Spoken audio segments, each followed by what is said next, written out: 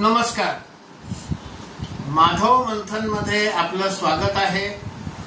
मी माधव घांगुर्डे. महापुरुषांच्या बाबतीत अनेक वेळा असं घडतं की त्यांच्याविषयीची माहिती ही एकतर त्रोटक असते किंवा चुकीची असते आणि मग त्या महापुरुषांचे अनुयायी आणि विरोधक दोघेही याला बळी पडतात. अनेक वेळेला अशा त्रोटक किंवा चुकीच्या माहितीचा बुद्धिभेदासाठी देखील उपयोग केला जातो. भारतामध्ये असे दोन महापुरुष होऊन गेले ज्यांच्या बाबतीत हे प्रकर्षाने जाणवतं. त्यातले एक म्हणजे स्वातंत्र्यवीर विनायक दामोदर सावरकर आणि दुसरे म्हणजे भारतरत्न डॉक्टर बाबासाहेब आंबेडकर.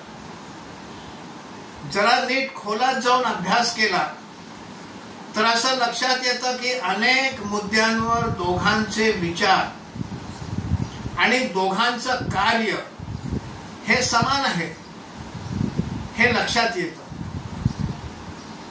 स्वातंत्र्यवीर सावरकर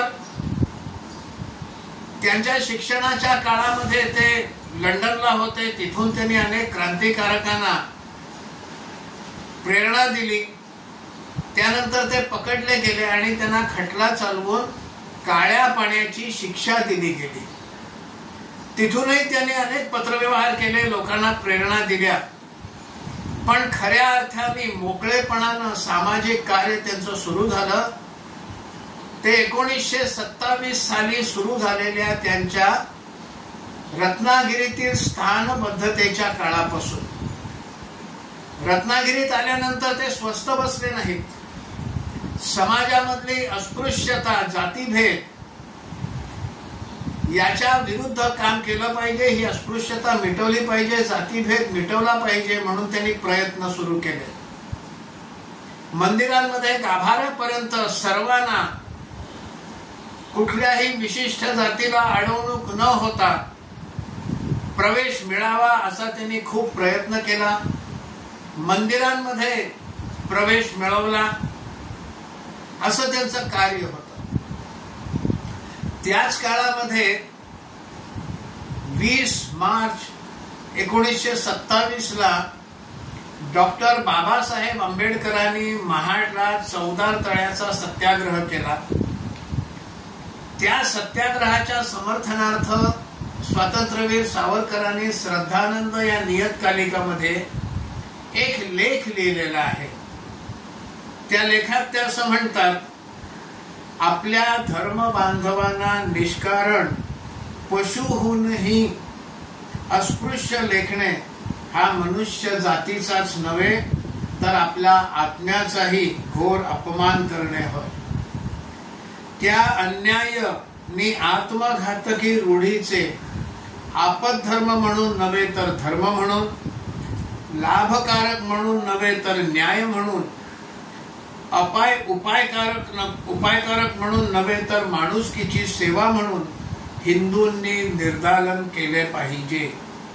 आपल्या धर्माच्या आणि रक्ताच्या हिंदू मनुष्याच्या स्पर्शाने पाणी बाटते आणि ते पशुचे मूत्र शिंपले की शुद्ध होते ही भावना अधिक तिरस्करणीय आहे. हे त्या चौदार तळ्याच्या सत्याग्रहाच्या समर्थनार्थ स्वातंत्र्यवीर सावरकरांनी लिहिलेला श्रद्धानंद मासिकातला हा लेख आहे. स्वातंत्र्यवीर सावरकर हे मगाशी जसं म्हटलं तसं रत्नागिरीमध्ये देखील सर्वांना मंदिरात प्रवेश मिळावा म्हणून प्रयत्न करत होते. त्या प्रयत्नामध्ये बऱ्याच अंशी त्यांना साफल्य देखील मिळत होतं. गाभाऱ्यात प्रवेश मिळत नव्हता पण मंदिरात प्रवेश मिळायला लागला होता. आणि अशातच डॉक्टर बाबासाहेब आंबेडकरांचं रत्नागिरीमध्ये आगमन झालं. माझ्या हातामध्ये इथे धनंजय कीर लिखित डॉक्टर बाबासाहेब आंबेडकरांचं चरित्र आहे. या चरित्रामध्ये धनंजय कीर लिहितात, रत्नागिरी येथील जिल्हा व सत्र न्यायालयात चालू असलेल्या एका खून खटल्याच्या कामानिमित्त आंबेडकर तेथे 1929च्या सप्टेंबर मध्ये जावे लागले। या संधीचा उपयोग करून घेऊन वीर सावरकरांनी रत्नागिरी येथील विठ्ठल मंदिरात आंबेडकरांनी भाषण करावे म्हणून नागरिकांच्या शेकडो स्वाक्षऱ्यांनी त्यांना आमंत्रण पाठवले। म्हणजे त्यांनी लोकांनाही तयार केलं की आपण डॉक्टर बाबासाहेब आंबेडकरांना बोलवू। शेकडो स्वाक्षऱ्यांनी असं म्हटलेलं आहे, आमंत्रण पाठवले।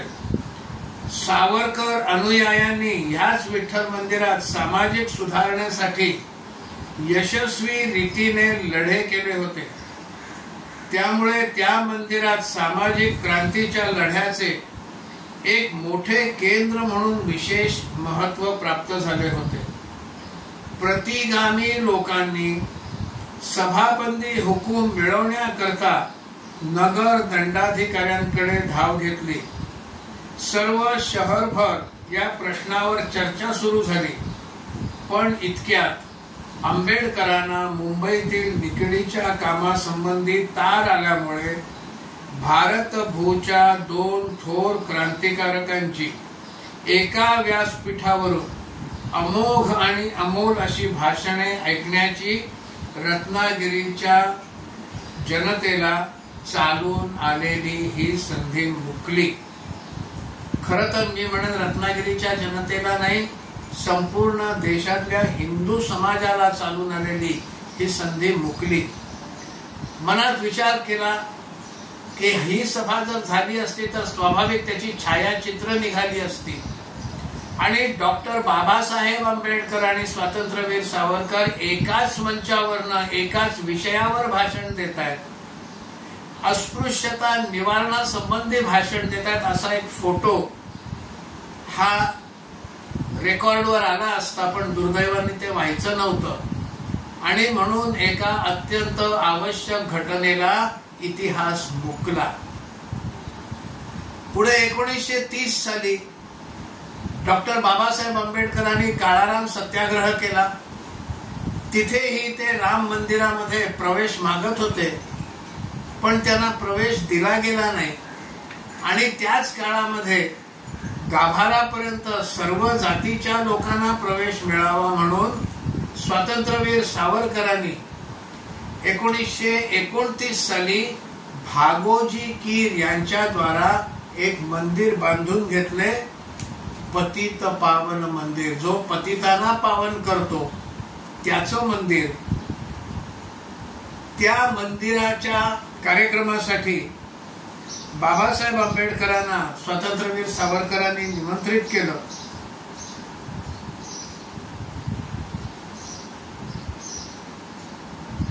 त्याच पुस्तकात पुढे लिहिलेलं आहे, धनंजय कीर यांनी लिहिलेल्या, गांधीजी आंबेडकर यांचा मंदिर प्रवेशासंबंधी वादविवाद चालला असता, म्हणजे अशा प्रकारचा संघर्ष करून मंदिरात शिरू नका असं महात्मा गांधींचं म्हणणं होतं।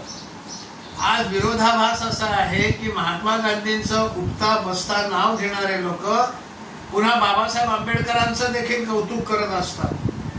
हे भोंदू कौतुक आहे।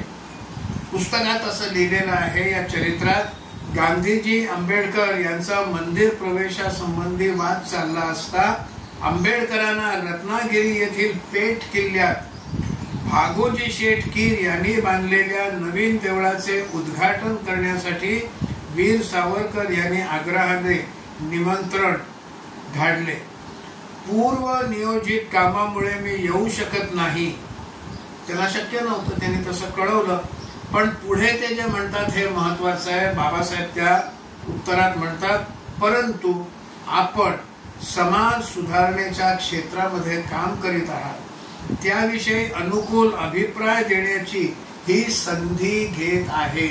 अनुकूल अभिप्राय, जर अस्पृश्य वर्ग हिंदू समाजाचा अभिन्न भाग व्हायचा असेल तर नुसती अस्पृश्यता जाऊन भागणार नाही, चातुर्वर्ण्याचे उच्चाटन झाले पाहिजे।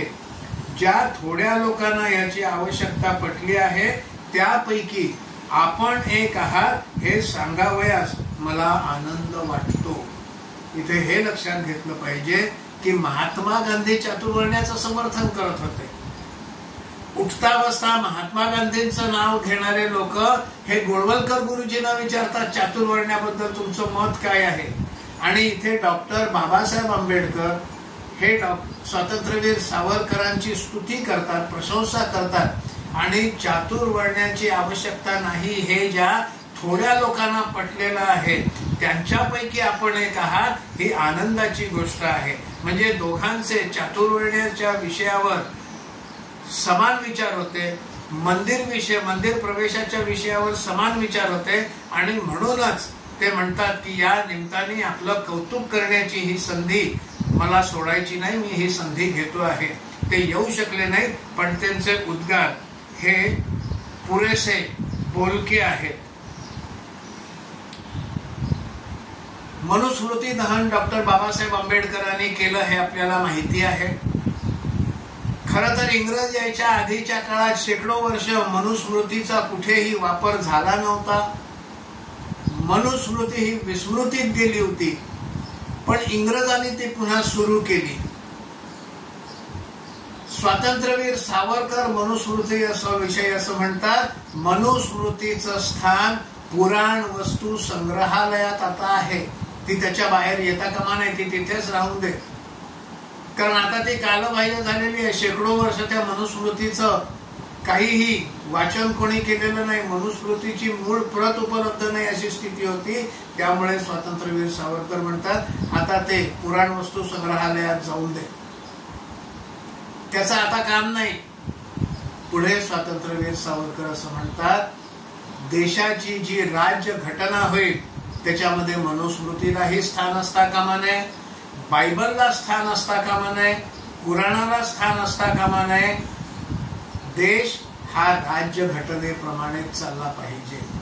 म्हणजे मनुस्मृतीच्या मुद्द्यावर देखील स्वातंत्र्यवीर सावरकरांची मतं काय होती आपल्याला समजतं. डॉक्टर बाबासाहेब आंबेडकरांनी तर मनुस्मृतीचं दहन केलं. मुस्लिमांविषयी दोघांचीही मतं सारखी होती. डॉक्टर बाबासाहेब आंबेडकर पाकिस्तान और द पार्टिशन ऑफ इंडिया या पुस्तकात मुस्लिमांविषयी म्हणताना असं म्हणतात त्यांचा जो बंधुभाव आहे it is by the Muslims for the Muslims. मुस्लिम समाजाच्या बाहेर ही बंधुता नाही. जे त्या समाजाच्या बाहेरचे आहेत त्यांच्यासाठी मुस्लिमांची ही बंधुता नाही. जे मुस्लिम नाही त्यांच्याविषयी त्यांच्या मनात द्वेष व घृणा हेच आहे. स्वातंत्र्यवीर सावरकरांचे विचार यापेक्षा वेगळे नव्हते. घटनेतलं 370व कलम जेव्हा 370व कलम आणावा असा विषय आला तेव्हा बाबासाहेब आंबेडकरांनी 370व्या कलमाचा निषेध केला, विरोध केला. हे कलम मी लिहिणार नाही असं म्हटलं. शेवटी पंडित जवाहरलाल नेहरूंनी अय्यंगार यांच्याकडून ते लिहून घेतलं. पण बाबासाहेबांनी त्याविषयी म्हणताना असं म्हटलं की एक वेळ असा येईल की हे 370व कलम जे आहे याच्याबद्दल पश्चात्ताप व्हायची वेळ येईल असं डॉक्टर बाबासाहेब आंबेडकरांनी म्हटलेलं आहे. स्वातंत्र्यवीर सावरकरांचा देखील 370व्या कलमाला पाठिंबा नव्हता. त्याही विषयावर दोघांचं एकमत होतं. एकाच विचाराचे त्याही विषयावर ते दोघेही जण होते. देश विभाजनाच्या बाबतीत देखील स्वातंत्र्यवीर सावरकर हे अखंड भारताचे चाहते होते. देश अखंड असला पाहिजे हीच त्यांची भावना होती.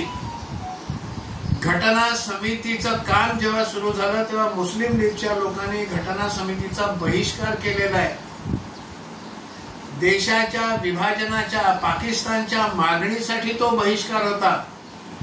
आणि त्याबद्दल बोलताना डॉक्टर बाबासाहेब आंबेडकर मुस्लिम लीगच्या लोकांना म्हणतात हे तुम्ही विभाजनाचा आग्रह धरताय त्यासाठी बहिष्कार करताय हे तुम्ही चुकीचं करताय. एक वेळ अशी येईल की ह्या विभाजनाच्या साठी तुम्ही जो लढा दिलात त्याबद्दल तुम्हाला पश्चात्ताप झाल्याशिवाय राहणार नाही. असं डॉक्टर बाबासाहेब आंबेडकर मुस्लिम लीगच्या लोकांना म्हणतात। स्वातंत्र्यवीर सावरकरांचा देखील तोच विचार होता, अखंड भारतच असावा अशा मताचे ते होते। बाबासाहेबांचा देखील विभाजनाला विरोध होता।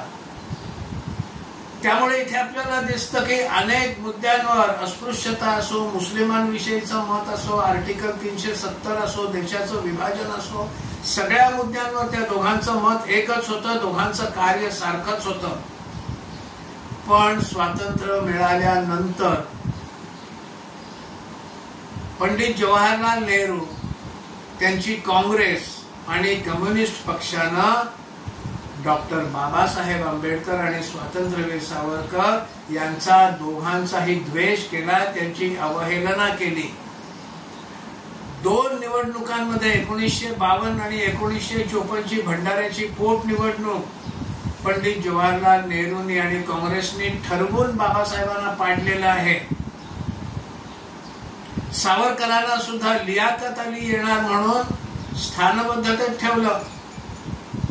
महात्मा गांधींच्या खुनाचा खोटा आरोप ठेवून त्यांना तुरुंगवास घडवला। त्यामुळे दोघांचीही अवहेलना ही काँग्रेस आणि कम्युनिस्ट दोघांनीही केलेली आहे। आणि हे दोघेही नेते कम्युनिझम, साम्यवादाच्या विरोधात होते। तिथेही त्यांची दोघांची मतं जुळतात। पुढे स्वातंत्र्यवीर सावरकरांचं नाव कुठेही येणार नाही याची दक्षता सत्तेत असलेल्या काँग्रेसने घेतली। आजही ते स्वातंत्र्यवीर सावरकरांविषयी अत्यंत खालच्या पातळीचं बोलतात। आणि कम्युनिस्टांनी अत्यंत हुशारीनं डॉक्टर बाबासाहेब आंबेडकरांचे खरे विचार आणि कार्य हे लपवलेलं आहे। आणि बाबासाहेब आंबेडकरांच्या नावाने त्यांचं नाव घेत घेत ते ज्या गोष्टीचा विरोध करत होते, त्यांना जे अभिप्रेत नव्हतं तेच हे कम्युनिस्ट करतायत। आणि त्याचा परिणाम सुरुवातीला जसं म्हटलं तसं दोघांचेही विरोधक आणि अनुयायी यांना त्रोटक माहिती असल्यामुळे दोघांचेही अनुयायी एकमेकाला आज पाण्यात पाहतात अशी दुर्दैवी स्थिती निर्माण झालेली आहे। या दोन्ही महान नेत्यांपैकी दोघांच्याही अनुयायांनी आणि विरोधकांनी खरी माहिती मिळवली पाहिजे आणि हिंदू समाज एक म्हणून उभा केला पाहिजे। धन्यवाद।